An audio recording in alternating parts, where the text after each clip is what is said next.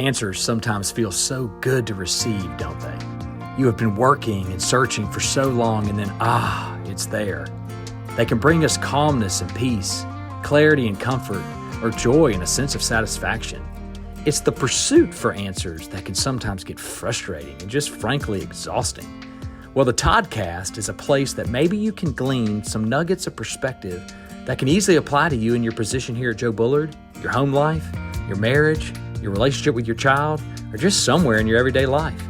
Remember, as our friend Andy Andrews says, the quality of your answers are only determined by the quality of your questions. Come alongside Todd and I as we explore topics that might not be what you're expecting. Let's get started. Welcome to the Toddcast. Once again, we've got Todd, thankfully, because without Todd, it wouldn't be much of a Toddcast. A cast. It would just be a cast with somebody you probably don't want to listen to. Excited to be here this morning. You know, this is all about just kind of hitting Todd with questions that he's not prepared for. And sometimes questions, sometimes thoughts, sometimes, practical stuff. To me, what I want to do today and this morning, we're in the morning, is I want to have more of a practical question, right. More of a practical session, we can call it. Because I always try to think of our listeners, like who are our listeners and who some of them may be. And I think and I think we kind of run the gamut probably, if I had to guess. Anybody could be watching this, they could they don't even know how to spell Jesus, they could have memorized every huge chapter of the Bible. Right. Yeah, and everything in between. So I kind of want to speak to more of this side this morning of paint this scenario of, okay, here I am. I've heard about this Jesus fella. Maybe gone to church a couple times, but I've never experienced this. I've never... I've kind of got a buddy that's going through this right now. Okay. He was of another faith, and he's there's a reason he's kind of sparked some interest in Christianity. Right. And so it's kind of been interesting because I've been in it not so long, but you get to where you live and we do live in a culture where most of around us is Christianity, I would say. Probably in my world, that I know you may argue that, I guess, but when it comes to faith, predominantly Christianity is in Mobile, Alabama. For sure, yeah, in the Southeast. I think it's something like 80% profess Christianity. So you kind of just become of that. It just kind of becomes normal. But so it's kind of been a little bit of a difference of hearing somebody ask questions like, "What do you think about this?" I'm like, "Oh, I hadn't thought about That's that." A good question. That's a good question. Well, maybe I need to actually, All that being said, is he's really exploring the faith in really what Christianity is all about. Okay. And this Jesus fella. Yeah. So this is kind of my question to you, Todd. Here I am, new to Christianity, but I have made a decision to take the plunge. I'm gonna go take that faith step, and I'm gonna believe exactly what's in the Word. I'm gonna believe that Jesus died for my sins. I'm gonna accept Him as my Lord and Savior. But now I've been given this Bible. It's very the crinkle pages. What do you tell people? Where do you start? I have a new specifically Bible. with the Bible? With the Bible, with the Word of God, which I want to go there because I think that's kind of where naturally people are maybe told to start, or I would encourage them to start. Right. So I have a couple of standard go-tos with that. Okay. And it really depends on the situation and the person. And generally, if I'm speaking with someone about that, I know a little bit more about them, and so there's some information that I've already gathered to direct which way I would go. But there's two places that I like for people to start. One is Matthew 5, 6, and 7, which is the Sermon on the Mount. Really? Why? Because it is the core. It's the core teaching of Jesus. Everything that he does and teaches in some form or fashion is represented. Matthew 6 and 7. 5, 6, and 7. 5, 6, and 7. Yeah, so the Sermon on the Mount. It's kind of like the primer. It's like, 101. So it's the basics. It's the basics. Now, that doesn't mean it's easy or necessarily always easily understood, but it is the core principles of all that Jesus does and teaches. Okay. Is found there. Okay, so that's one place I send people. But if people aren't real familiar with the whole story, that's more about the theology, the teaching of what Jesus is teaching, and then what that looks like lived out. But if you want the whole narrative of Jesus, I send people either to Matthew, to Luke, or to John.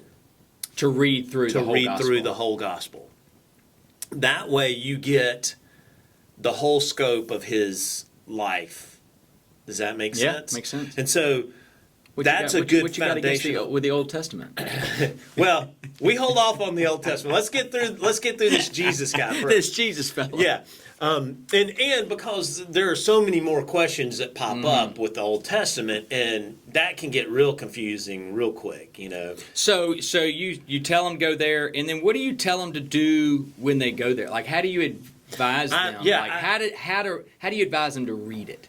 All right, so I had a couple of ways to do it. I encourage people to read one chapter a day. Okay.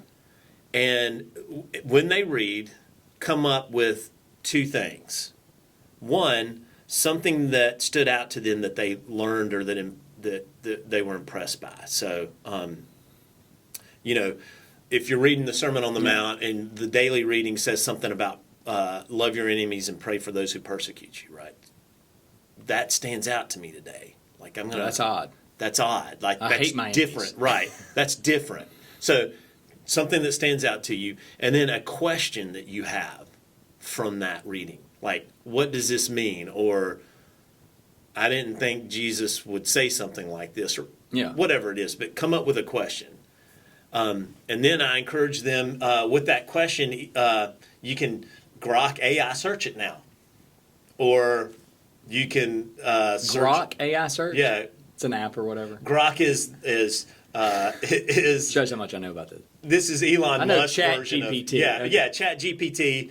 Musk's version is Grok, or you can Chat GPT it. Both are free. I think Chat GPT now wants you to pay, but anyway, AI search that puppy and see what you come up with, or ask someone that's been a follower of Jesus for a while. Ask them their thoughts on it. So that way it gets them thinking about something that they've learned, but then thinking about a question that comes out of it and pursuing that question. Yeah, I love that. I love both those, but certainly the question, and then the act of going to ask somebody else about it. Like, let me go ask maybe a mature believer, maybe somebody that you led them there or whatever. Either way, saying, hey, do you mind if I asked you a question that came up this morning? And just that relationship there is a neat. What a great way to develop a relationship. And if they have a chaplain, they can ask the chaplain. There you go. Right? And I do. You'd be shocked at how many biblical questions I get from people when I walk. When I walk the Joe Bullard Automotive Group. Yeah. When I walk the Joe Bullard Automotive Group. Hey, I read something the other day. I got a question about it. Or hey, I was thinking about this. Which is like music to your ear. Oh yeah. I mean that's part of what I do. I'm like, let's talk about that. What do you think? I turn it back to them and let them process it some. But anyway, so the question I think is important. So I encourage them to read a chapter, come up with something that they learned or that impressed them, like, oh man, this is a really good teaching, and then something that they have a question about. So I'm interested to ask this now that you've answered that. There's 4 Gospels in the Bible. Yes. And you suggested to read 3 of the 4. Mm-hmm. What do you have? What's my problem with Mark? What's your deal with Mark? Oh, nothing. I love Mark. In fact, what people don't realize is Mark was actually the first gospel written, and Mark is the base gospel that both Matthew and Luke use almost entirely in their own gospel. So it's the source material. Mark is kind of like the source material. But Matthew and Luke give you more stories, and it's a fuller thing. When Mark wrote his, he was like, it's about to happen, man. This is action-packed. It's action-packed. It's just one time. Yes, boom, boom, boom, boom, one scene after another. Where Matthew and Luke have, and John for a different reason, but Matthew and Luke have this idea of we're going to tell this story of Jesus, and we're going to do it in a way that that's important. Do you know the order the Gospels were written? We don't. Do we know that? We don't know exactly. We have, but we know Mark was first. Mark was first, so we do know that. Yep. And John is a little different. John is a little bit different because it focuses more on a different part of Jesus' ministry in and around the area of Jerusalem, where Matthew and Luke and Mark focus more on his ministry around Galilee, which is the northern part where he lived. Interesting. Yeah. Okay. Well, that's helpful. Like that to me, that's practical help. Like, because I think a lot of people get there, and even for somebody that's maybe been, following Jesus for a period of time, I still get to a point where I'm like, God, what should I do this morning? Like, I still feel like I go back to that place, which the gift you gave me this year has given me a little more direction. It's been great. So it's given me one more thing to act to. But I do think we need some structure. I think I've always heard you need a time, you need a place, and you need a little mission in a little bit, like not an agenda, a direction. But a direction. That's a better way to say that. And so I think that's why I want to ask that, because I think people are here maybe a little more than we realize, and I think that's super helpful. Well, a couple of resources real quick. Bible Recap is a great resource. Okay. You could go through the whole Bible in a year, and every day there's an explanation of what you've read. Now, it's the whole Bible, and it's a lot. It's going to take you about 20 minutes a day. But the person who does it, I think her name is Tara Carble or something like that. But anyway, she's really good. Yeah. And then another one that I really love is the Bible Project. Okay. And you can study. They've got an app, and then in YouVersion they have devotions too. But the Bible Project, look it up. They have videos that teach really hard lessons about Scripture. They take it and they condense it and they put it to a video, and it is brilliant. I mean, they take the very complicated and make it simple, and they're 5-minute videos, things like that. And they actually have courses on their app too, where you can learn about a theme or about whatever. But great stuff. Well, thank you, Todd. Yeah, that's super helpful. Like I said, sometimes we just got to be practical with this a little bit, and I think people crave that some. Give me some structure, and so I appreciate that. And I was curious to know what your answer was. First place I went to the Bible, I'll never forget this, when I had no idea what that thing was. When I shouldn't say I had no idea what that thing was, but I never read it like with intention when I was 22 years old. 21 years old in college. First place I went to, partially because when I was in Sunday school, if you open the middle of the Bible, it goes to Psalms, is I went to Psalm 23. There you go. That's what I kept reading. I started there. That's where I started in the Bible. And it is a famous psalm for a reason. So anyways, thank y'all for tuning in. Hopefully this was helpful. Hopefully you could, I don't know if it's helpful or not, but hopefully you gleaned something from it. But thank you for tuning in, and we'll see you next time.